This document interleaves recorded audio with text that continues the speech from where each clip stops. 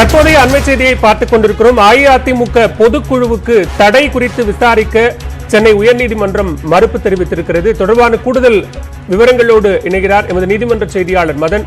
விவரங்களை பதிவு செய்யலாம்.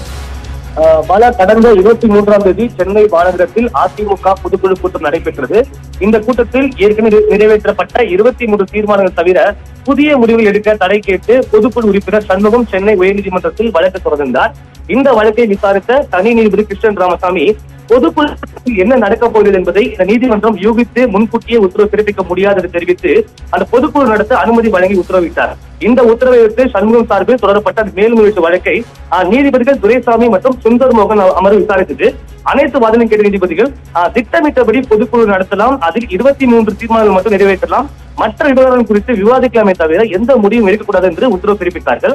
இதைத் தொடர்ந்து ஜூன் 23ஆம் தேதி நடைபெற்ற அந்த பொதுக்குழு கூட்டத்தில் 23 தீர்மானம் நிராகரிக்கப்படுவதாக பொதுக்குழு உறுப்பினர் சி.வி. சண்முகம் அறிவித்தார்.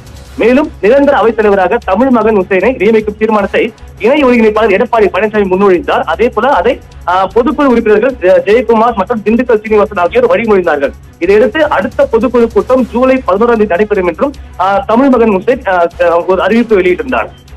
இதையடுத்து நீதிமன்ற உத்தரவை மீறி தற்போது ஜூலை 11ஆம் தேதி அடுத்த பொதுக்குழு கூட்டம் நடைபெறும் என அறிவிக்கப்பட்டதற்கு எதிர்ப்பு தெரிவித்து மீண்டும் சண்முகம் சார்பிலிருந்து சென்னை உயர்நீதிமன்றத்தில் நீதிமன்ற அவமதிப்பு வழக்கு தொடரப்பட்டது.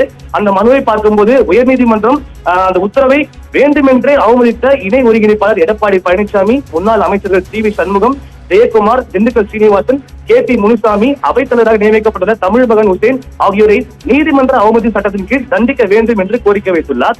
அதே போல இந்த பொதுக்குழுவில் 23 தீர்மானங்கள் நிறைவேற்றப்படங்களில் அவைத்தலைவராக தமிழ் மகன் ஹுசைனை நியமிக்கும் தீர்மானத்தை முன்மொழிந்த எடப்பாடி பழனிசாமி, முன்னாள் அமைச்சர்கள் ஜெயக்குமார், திண்டுக்கல் சீனிவாசன் ஆகியோரை உள்ளிட்டோரை நீதிமன்ற அவமதிப்பு சட்டத்தின் கீழ் தண்டிக்க வேண்டும் என்ற கோரிக்கையும் தனியாக வைத்துள்ளார்.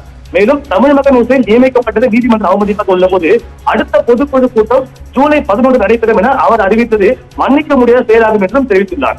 எனவே இந்த நிரந்தர அவைத்தலைவராக தமிழ் மகன் ஹுசைன் நியமிக்கப்பட்ட உத்தரவுக்கு தடை விதிக்க வேண்டும் என்ற கோரிக்கை வைக்கப்பட்டது. மேலும் இந்த கட்சி விதியின்படி ஒருங்கிணைப்பாளர் மற்றும் இணை ஒருங்கிணைப்பாளர் ஆகியோர் இணைந்துதான் பொதுக்குழு கூட்டம் நடைபெறும் என அறிவிக்காததால் அந்த ஜூலை 11ஆம் தேதி அறிவிக்கப்பட்ட இந்த கூட்டத்துக்கு தடை விதிக்க வேண்டும் என்று கோரிக்கை வைக்கப்பட்டது.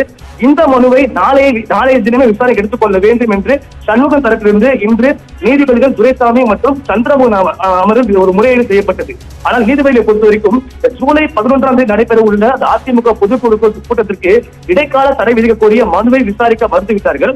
அதே நேரத்தில் ஏற்கனவே தாங்கள் பிறப்பித்த அந்த உத்தரவை மீறி செயல்பட்டதாக தொடரப்பட்ட நீதிமன்ற அவமதிப்பு வழக்கை திங்கட்கிழமை விசாரணைக்கு எடுத்துக் கொள்வதாக என்று தெரிவித்துள்ளார்கள். நன்றி மதன், விரிவான விவரங்களுக்கு.